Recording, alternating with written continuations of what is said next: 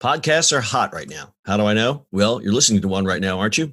But you might be wondering, how on earth do I get my voice out there and start my own podcast? It all seems so intimidating. Between hosting and platforms and monetization, it can get real complicated real quick. Well, I'm going to let you in on a little secret. We started this podcast over 2 years ago, not knowing clue one on how to do it. So how did we do it? We did it with Anchor. Anchor is the free podcast app with creation tools that allow you to record and edit your podcast right from your phone or computer. And Anchor will distribute your podcast for you, so it can be heard on all the platforms like Spotify, Apple Podcasts, and many more. And everybody likes money, right? Well, you can make money from your podcast with no minimum listenership. It's everything you need to make a podcast in one place. So go right now, download the free Anchor app, or go to Anchor FM to get started. It's the eCommerce Minute, your daily dose of e-commerce, tech, and retail news with your host, John Suder, Bart Mroz, and Brittany Blackman. The eCommerce Minute is a production of SUMO Heavy, a digital commerce consulting firm located in Brooklyn, New York, and Philadelphia. Find us on the web at sumoheavy.com. It's eCommerce Minute episode 694. In today's episode, Adobe announces offerings to help small and mid-sized businesses. One of the latest companies to offer support to businesses affected by the global pandemic is Adobe. The company has announced that they will be offering support and resources to small and mid-sized businesses affected by coronavirus to help them navigate this challenging time. As part of the support program, Adobe is offering 3 months free of Magento Commerce and Marketo Engage. Magento Commerce pricing typically starts at $1,988 per month, and Marketo generally costs $895 per month up to 10,000 contacts. Full feature pricing is $3,195 per month. This enables brands to begin driving revenue before they start paying for their Magento Commerce, Marketo Engage, or Visible implementations.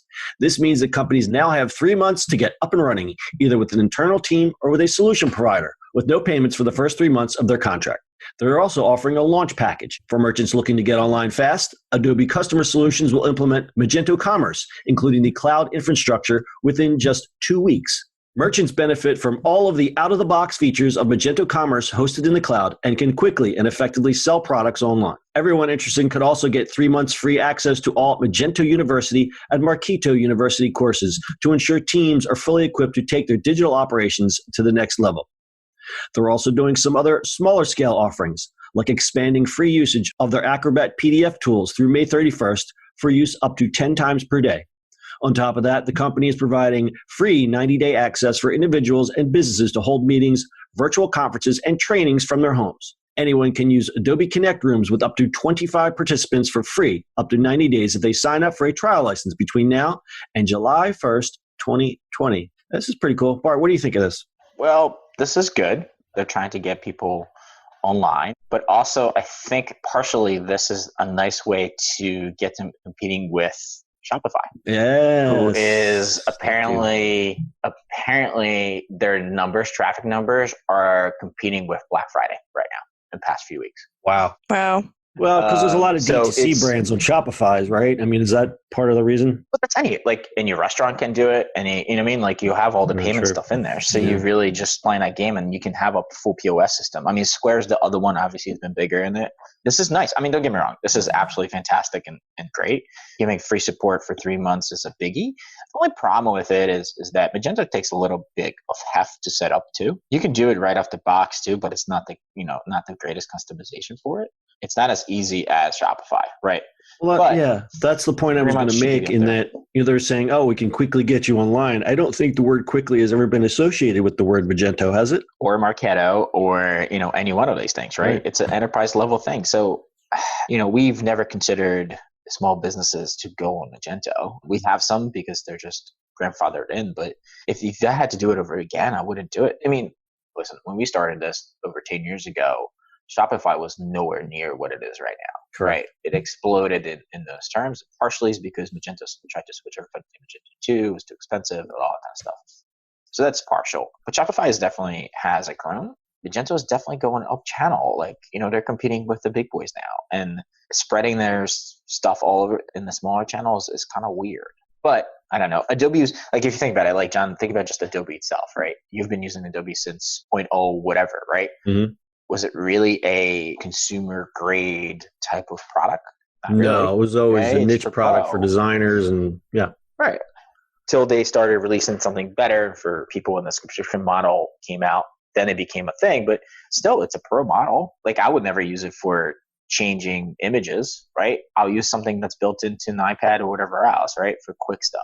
Yeah. And that's one of my knocks against Adobe in that, well, Adobe's not the same company it was, in 5, 10, 15, even 5 years ago. Sure. In that they've gotten more into the platforms and all the marketing tools. But back in the olden days when it was just design tools, the stuff was just very complicated and it was reserved for just graphic designers. And then they started doing the subscription model, which made a lot of designers angry because a lot of the people who are using the tools are freelancers that month to month, they don't know how much they're going to be making. And suddenly they got a shot from $50 up per month just to use their tools. And if they stop paying that subscription, that all goes away and they can't use their files.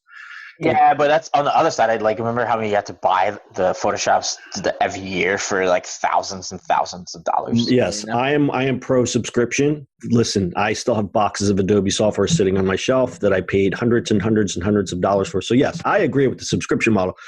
So what Adobe has done is, because some of their stuff is so complicated and they've bought up so many things, like if you go in your Creative Cloud account, there's 25 apps in there that probably no one has ever even used. I mean, you're paying for all these apps and there's real bizarre stuff. The point I was trying to make was that Adobe stuff has never been really super simple to use. So then they started spinning out all these like Photoshop Express, Adobe Fresco, like all these little niche apps. Their ecosystem is very confusing. Which brings me to my point now is that they're saying that they can get people online to Magento quickly. There's no Magento Lite. There's no Magento Express. So I think this is a little misleading in saying that you can get a merchant up quickly. And I guess you agree with me on that, especially if you say, well, what about Shopify? Shopify, if you challenged me, I could build you a Shopify store in 4 hours and I don't know code anymore. So I think Shopify is an easy use, but that's not the only one, right? eCommerce is pretty easy to use too. There's Lemonade, which is a MailChimp product now too. Like we were just looking at MailChimp yesterday, right? Yep. And they have websites and you can build all your stuff in there. But then let's go even simpler. Squarespace has e-commerce thing built into it. So does Wix. So to go against that, I think it's weird. I think they're trying. It's an easy way to just put some people in. But Shopify is not for everybody. Magento is not for everybody. Yeah. And then that goes for every single product out there. And we've always said this, and we have clients all over, like in different platforms all the time. This is not an easy thing. Kudos to them to try to do some stuff and help, people out. But I think it's definitely, they need to figure that out. Yeah, no, agreed.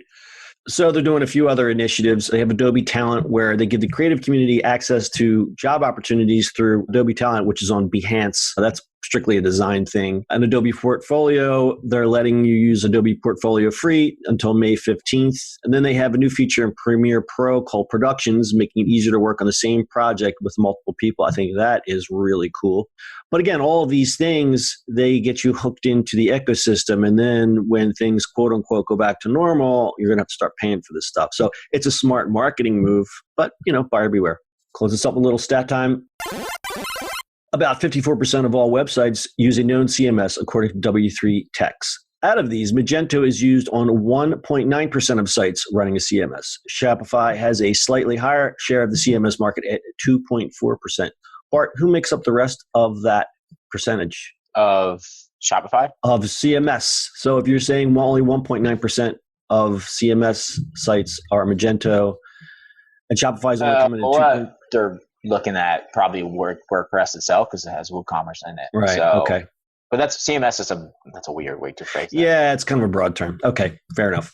Magento accounts for 12% of the e-commerce market, including open source enterprise versions. There's the magic right there.